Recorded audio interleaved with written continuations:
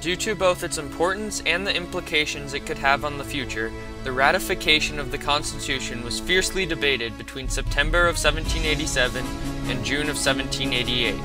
Recently freed from the hands of Great Britain, everybody had their own opinions on what the government of the United States should look like. However, as the argument continued to develop, two major groups began to split Congress. Those who generally supported the Constitution were known as Federalists, while those who were against ratifying the Constitution were categorized as Anti-Federalists. On the Federalist side of the conflict, there are often considered four major leaders. These were George Washington, Benjamin Franklin, James Madison, and Alexander Hamilton. These were the four people who consistently supported, wrote about, fought for, and created the Constitution throughout the process of ratification. Although Washington nor Franklin referred to themselves as Federalists, their support of the Constitution and the fact that they were national heroes from the Revolutionary War increased the chances of the Constitution passing. James Madison and Alexander Hamilton were both adamant supporters and put all of their time and effort into influencing both the Congress and society's opinions towards the Constitution. On the other side, the leaders were George Mason, Patrick Henry, James Winthrop, John Hancock, and George Clinton. At the time, this party had a much less organized approach, but it was still effective. The leaders came from multiple states, which showed the scope of the Anti-Federalist Party.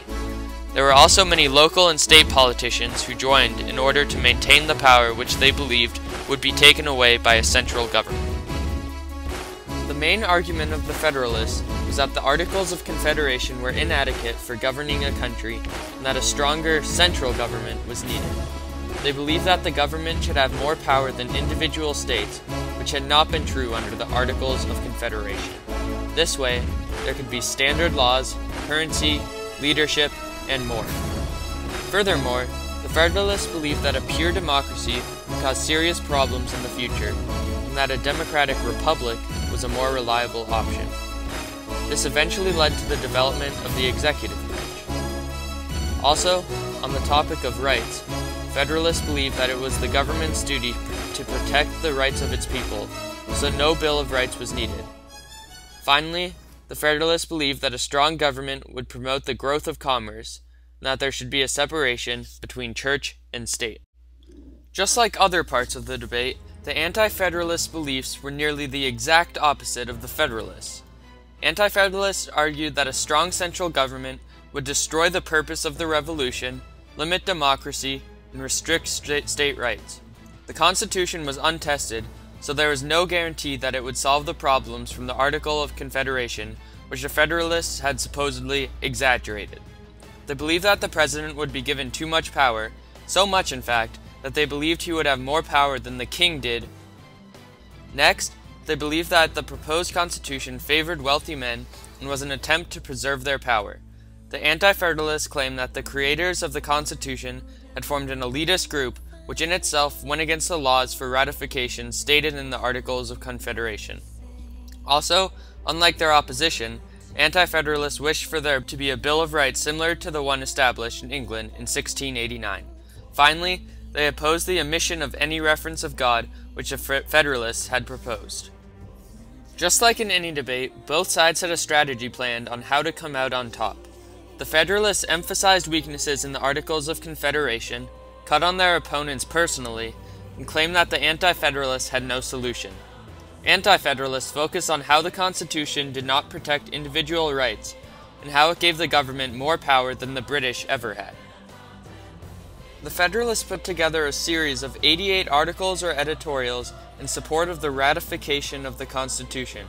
Under the pseudonym Publius, Alexander Hamilton, James Madison, and John Jay were the three writers of these works, which are now referred to as the Federalist Papers. Here is an example of the reading from the introduction which laid down the reasons for a new constitution.